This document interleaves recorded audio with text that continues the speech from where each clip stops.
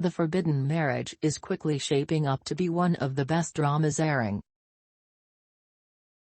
Full of heart and romance with brilliant performances by the main trio of actors, the show seems to know what path it wants to take and is galloping there at full speed.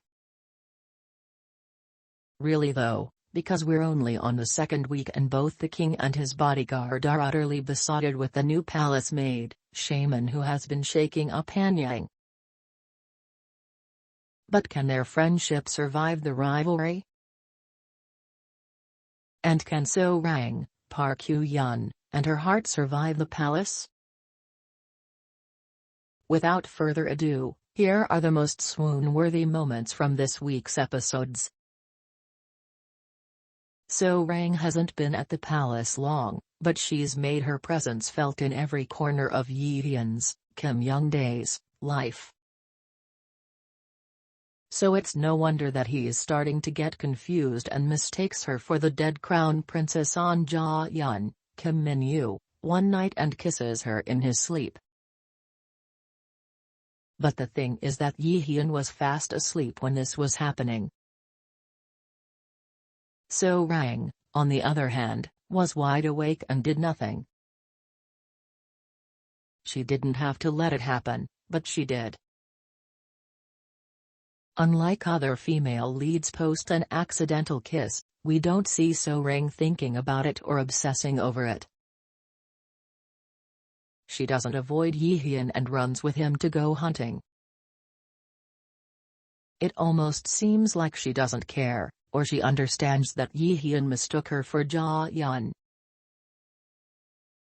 So Rang is pretty bubbly by nature, but she also uses it as a shield when things get serious so her heart doesn't get too involved. Yet, there are moments when that cheerfulness drops away and we see the real So Rang underneath, mature with a loyalty and yearning that run deep. And that's exactly what happens during that second kiss.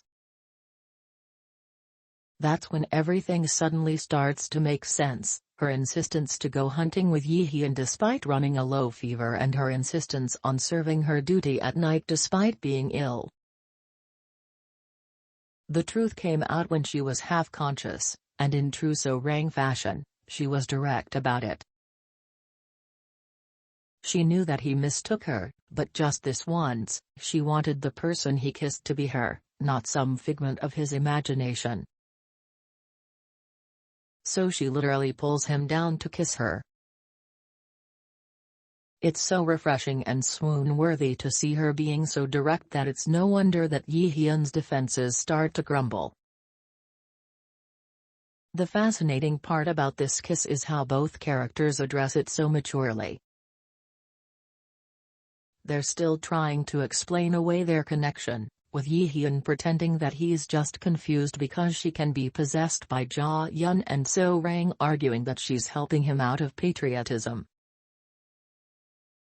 But they clearly love each other's company and are honest with each other as much as possible.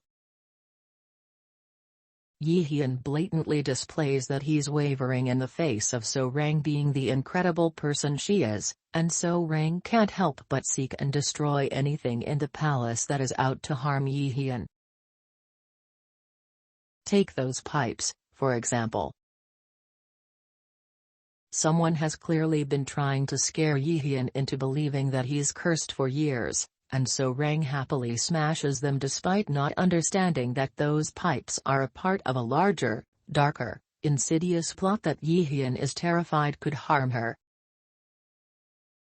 So Rang and Lee Shin-won, Kim Woo-sok, are certainly cute, and Kim Woo-sok is nailing the adorable puppy dog/bodyguard role here. But there is something so charismatic about Yi-hyun, something a little harder, darker, and more cynical that he shows her. And she shows him the less bubbly, more weary parts of herself. And nowhere does T.